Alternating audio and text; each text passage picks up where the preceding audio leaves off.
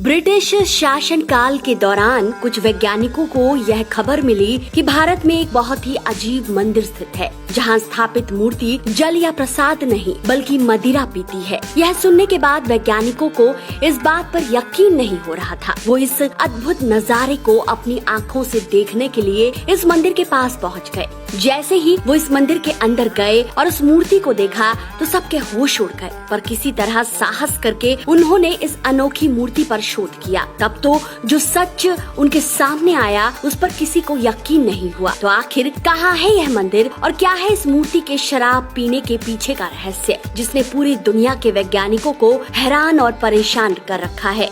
आइए इस वीडियो में जानते हैं। दोस्तों, यह अद्भुत मंदिर महाकाल की नगरी उज्जैन से करीब 8 किलोमीटर दूर शिप्रा नदी के तट पर स्थित है, जिसे काल भैरव मंदिर के नाम से जाना जाता है।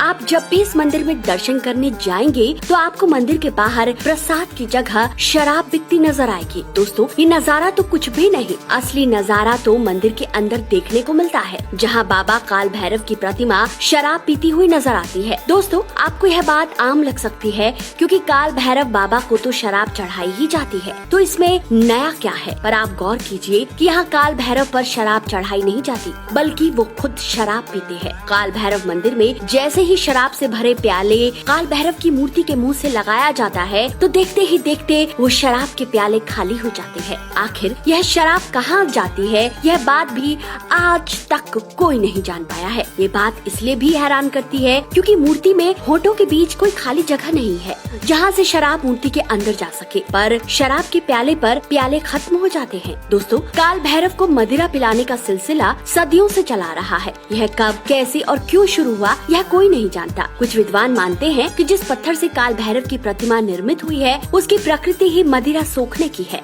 लेकिन सवाल ये है कि आखिर सालों से एक छोटा सा पत्थर अकेले इतनी मदिरा कैसे सोख सकता है। कुछ विद्वान ये भी मानते हैं कि मंदिर के गर्भगृह का वातावरण ही ऐसा है कि जहाँ मदिरा भाप बनकर उड़ जाती है, लेकिन किसी भी तरल वस्तु को भाप बनने के लिए समय लगता है। पर यहाँ तो काल बाबा काल भैरव के मुख से लगाते ही कुछ ही क्षणों में प्याले के प्याले शराब गायब हो जाते हैं। कहते हैं कि बहुत सालों पहले एक अंग्रेज अधिकारी ने इस बात की गहन तहकीकात करवाई थी कि आखिर शराब जाती कहाँ है। इसके लिए उसने प्रतिमा के आसपास काफी गहराई तक खुदाई भी करवाई थी, लेकिन नतीजा कुछ भी नहीं निकला। उसके बाद वो अंग्रेज भी काल भैरव का भक्त बन गया। दोस्तों, काल भैरव का यह मंदिर लगभग 6000 साल पुराना माना जाता है। यह एक वाम मार्गी तांत्रिक मंदिर है। वाम मार्ग के मंदिरों में मांस, मदिरा, बलि, मुद्रा जैसे प्रसाद चढ़ाए जाते हैं। प्राचीन समय में यहाँ सिर्फ तांत्रिकों को ही आने की अनुमति थी, वे ही यहाँ तांत्रिक क्रियाएं करते थे। समय बीतने के बाद ये मंदिर आम लोगों के लिए खोल दिया गया। कुछ सालों पहले तक यहाँ पर जानवरों की बलि भी चढ़ाई जाती थी, लेकिन अब यह प्रथा बंद कर दी गई है। अब भगवान भैरव को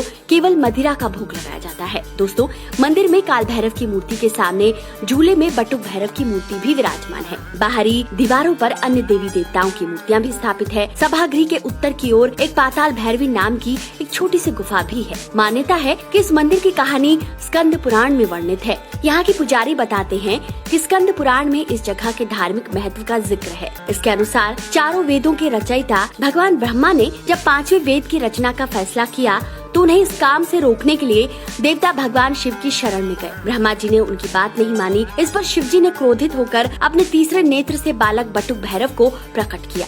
इस उग्र स्वभाव के बालक ने गुस्से में आकर ब्रह्मा जी का 5वां मस्तक काट दिया। इससे लगे ब्रह्म हत्या के पाप को दूर करने के लिए वे अनेक स्थानों पर गए, लेकिन उन्हें मुक्ति नहीं मिली। तब भैरव ने भगवान शिव की आराधना की। शिव ने भैरव को बताया कि उज्जैन में शिप्रा नदी के तट पर ओखर शमशान के पास तपस्या करने से उन्हें इस पाप से मुक्ति मिलेगी। तभी से यहाँ काल भैरव की पूजा हो रही है। कालांतर में यहाँ एक बड़ा मंदिर बन गया। मंदिर का जीर्णोद्धार परमार वंश के राजाओं ने करवाया था। दोस्तों, आज भी बाबा काल भैरव का यह मंदिर दुनिया भर के वैज्ञानिकों के लिए एक रहस्य है। आप इसके बारे में क्या सोच